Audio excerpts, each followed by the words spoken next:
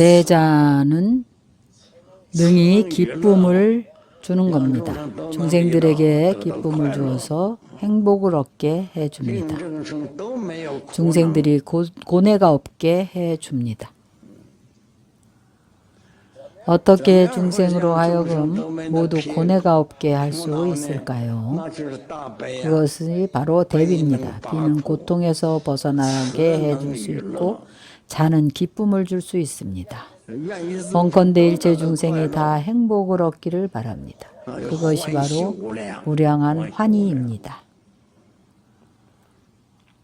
환희가 무량하면 여러분의 마음이 항상 평등하고 차별이 없습니다.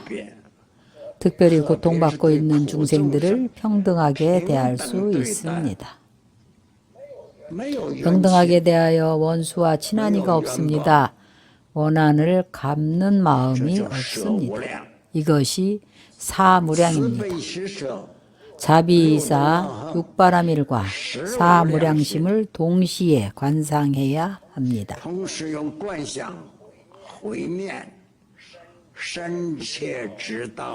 일체 제법이 본래 고요하다는 것을 깊이 알아야 합니다. 이것은 관상의 힘으로 하는 것입니다. 일체 제법이 생멸이 없고 본래 고요하고 적정하다는 것을 관상해야 합니다. 평등하고 평등해서 한맛으로 평등합니다. 생각을 떠나서 청정하고 필경에 원만합니다. 이것은 지장보살께서 우리에게 이렇게 가르치신 것입니다. 점찰윤상을 사용하기 전에 먼저 마음을 크게 넓혀야 합니다. 여러분이 내가 이 문장을 읽는 것을 듣고 점찰 선악업보경이 대승인지 소승인지 여러분 자신이 판단하시기 바랍니다. 또 마땅히 마음을 모아서 나 지장보살에게 공양을 해야 합니다. 지극한 정성으로 간절한 마음으로 공양을 올려야 합니다. 혹은 나의 명호를 칭명해야 합니다. 마땅히 칭명하고 공양을 올리거나 혹은 묵념으로 지장보살을 염해야 합니다. 묵념으로 염해도 됩니다. 일심으로 고하여 이르기를 염불만하고 또 공경하게 절만하는 것으로는 안 됩니다. 반드시 지장보살님께 보고를 드려야 합니다. 지장보살님께 내용을 구해야 합니다. 고하기를 마치고 나서 나무 지장보살 마살, 나무 지장보살 마살 칭명연불 하기를 1000번을 합니다. 이렇게 설명하는 것이 무슨 의미가 있는가 하면 점찰윤상은 가지고 던지기만 하면 되는 것이 아닙니다.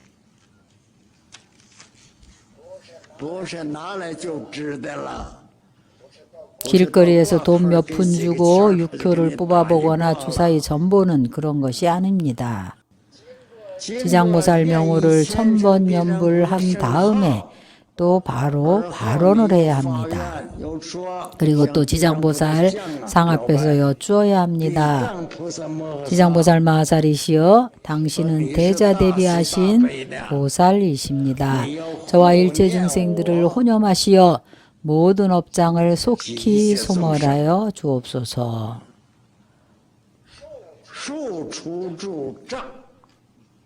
저에게 도의 장애가 되는 모든 인연들을 다 소멸하여 주옵소서. 현재 저는 아직 신심이 부족하지 못했습니다. 청정한 신심이 증량되게 가호하소서. 이렇게 청하신 분은 바로 견정신 보살입니다. 왜냐하면 우리가 신심이 부족하지 못했기 때문에 견고하고 안정되기는 고사하고 그런 신심을 아직 일으키지도 못했기 때문에 그래서 나에게 성장한 신심을 증장하게 해달라고 하는 것입니다. 그리고 우리가 던진 윤상이 진실하게 상응하게 해달라고 청합니다. 그렇지 않으면 당신이 자비로워서 돌봐주지 않아서 이 윤상이 상응하지 않는 것입니다. 지장보살님의 자비를 청해서 제가 짓고 묻는 일들을 상응하게 한다는 것은 바로 서로 맞는다는 뜻입니다. 무엇을 물었는지 윤상이 그 일에 대해서 대답을 해주는 것입니다. 나는 어떻게 해야 하는지 알려주면 그렇게 하면 됩니다. 우리는 어떻게 하는 것이 좋은지를 모릅니다. 윤상을 사용해서 지장보살님께서 알려주는 대로 합니다. 지장보살님께서 여러분에게 어떻게 하라고 알려주면 그렇게 하면 됩니다. 윤상을 사용할 때 먼저 지장보살님께 여쭈어야 합니다. 말씀을 드리고 나서 이렇게 절을 하고 또 여쭙고 나서 그리고 나서 손으로 윤상을 잡습니다. 그냥 목륜을 받자마자 던지는 것이 아니라 이런 과정을 거치고 나서야 목륜을 던져봅니다. 이 목륜은 3가지 종류가 있습니다. 그 3가지를 전부 같이 던지는 것이 아닙니다. 매일 아침 일찍 던져보는데 청정에 졌는가를 던져보는 겁니다. 이것은 3개의 윤상이 있는데 한쪽에서는 붉은 선이 있고 한쪽은 검은 선입니다. 하나는 큰 붉은 선이고 하나는 큰 검은 선, 하나는 작은 붉은 작은 검은 선입니다. 만약 모두 붉은색이 나오면 참회절을 해서 청정해졌다는 것입니다. 이때는 무엇을 구하든지 다 얻어집니다. 윤상을 던질 때는 깨끗한 천을 하나 펴놓아야 합니다. 보자기나 수건 같은 것 위에 던집니다. 재료는 어떤 재료도 괜찮습니다. 다만 깨끗한 것이면 됩니다. 윤상을 위로 들어서 옆으로 던집니다. 자기가 어떤 일을 묻고자 하면 윤상을 던져봅니다. 다른 사람을 위해서 던져봐도 되는지요? 다른 사람을 위해서 던져봐도 됩니다. 자기 스스로 자신 일을 관하거나 혹은 다른 사람을 위해서 관하고자 하면 다른 사람을 관한다는 것은 그 사람을 보거나 혹은 어떤 스님에 대해서 알고자 할 때입니다. 간단하게 말하면 이 몽찬노 스님이 좋은 스님인지 아닌지를 던져보면 윤상이 여러분에게 알려줍니다. 저 자신은 여러분한테 내가 나쁜 사람이라고 이야기하지 않습니다. 저는 아직 그렇게 솔직하지는 않습니다. 여러분에게 참여합니다. 그렇지 않습니다. 그러나 여러분이 이 스님이 좋은지 나쁜지를 지장보살님께 여쭤보시면 됩니다. 윤상을 한번 던져보면 지장보살님이 알려줍니다. 괜찮은 사람이라고. 그러면 여러분이 믿으면 됩니다. 지장보살님은 절대로 속이지 않습니다. 좋으면 좋다고 하시고 나쁘면 나쁘다고 하십니다. 여러분이 물어봐도 됩니다. 어떤 스님을 스승으로 모셔야 하는지, 내가 스승님으로 삼아도 되는지 안 되는지 물어볼 수 있습니다. 지장보살님이 모두 알려줄 겁니다. 지장보살님은 단점을 숨겨주지도 않고 이기적이지도 않습니다. 그분을 숭배하고 내가 제자라고 해서 단점을 숨겨주지 않습니다. 그렇게 하지는 않습니다. 사실대로 알려주십니다. 여러분들이 스스로를 관해도 되고 혹은 다른 사람을 위해서 관할 수도 있습니다.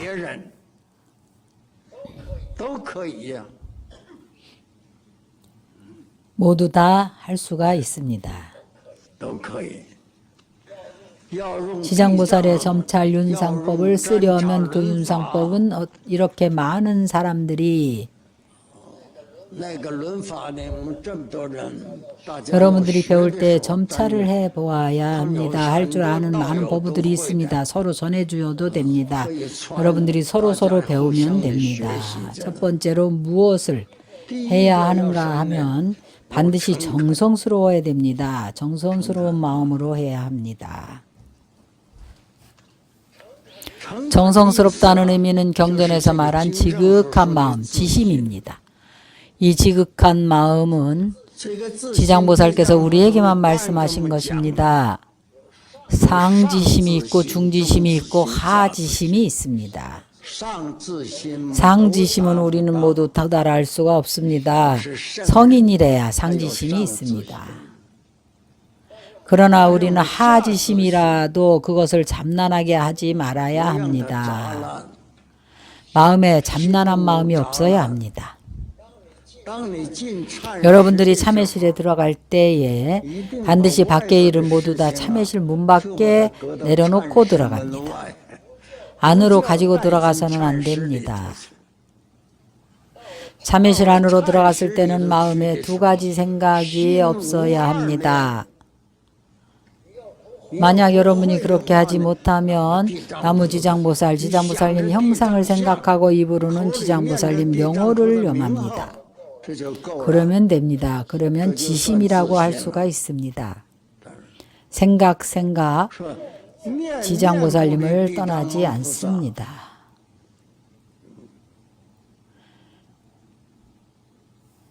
여러분들이 참법 기도를 했는데도 청정한 윤상을 얻지 못하더라도 다만 지장보살님을 염하고 지장보살님께 절을 한 것만으로도 이미 많은 업장이 소멸됩니다. 지장보살께서 업장을 소멸해 주십니다.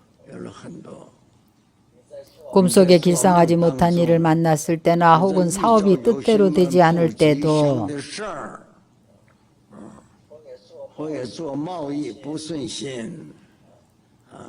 어떤 일을 만나든지 다 해결할 수가 있습니다.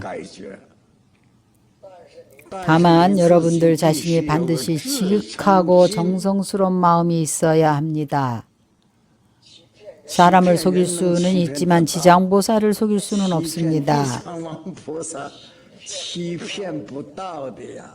여러분들이 이 점에 대해서는 다 믿으실 거라고 생각합니다. 지극한 정성과 간절한 마음으로 사실대로 여쭈어야 합니다. 지장보살상에게 무언가를 얘기하면 영험하지 않다고 생각하지 마십시오. 사람에게 말하는 것보다 훨씬 더 영험합니다. 우리에게는 그러한 힘이 없습니다.